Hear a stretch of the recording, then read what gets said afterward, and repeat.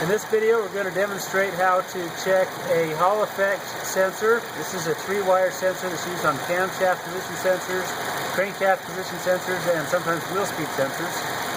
The 3 wires to any Hall effect sensor will be the reference voltage, usually about 5 volts, sometimes it's 8 volts or 12 volts. The sensor ground, of course, is 0 volts. It's connected to the PCM.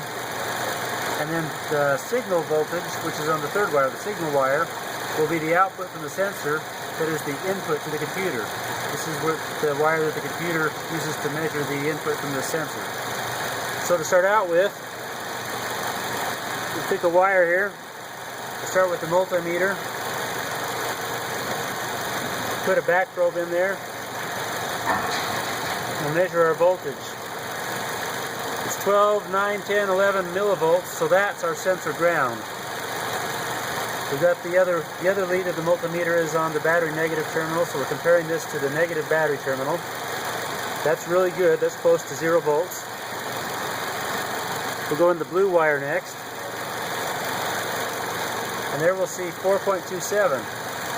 That's got to be the reference voltage. That's a little bit low if it's a 5 volt reference.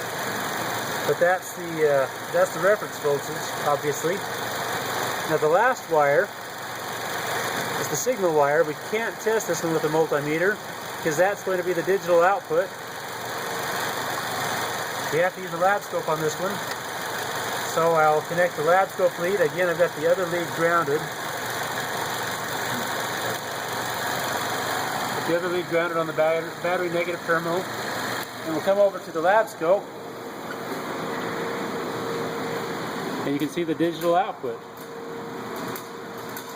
If we were to pause that and look at it, you can see a repeating pattern. You see that it turns on briefly, and then it has 2 longer time periods that it's on for, and then it repeats. And so that would be 1 revolution of the camshaft, and then it keeps repeating as the camshaft turns. And that's how you test any Hall effect sensor.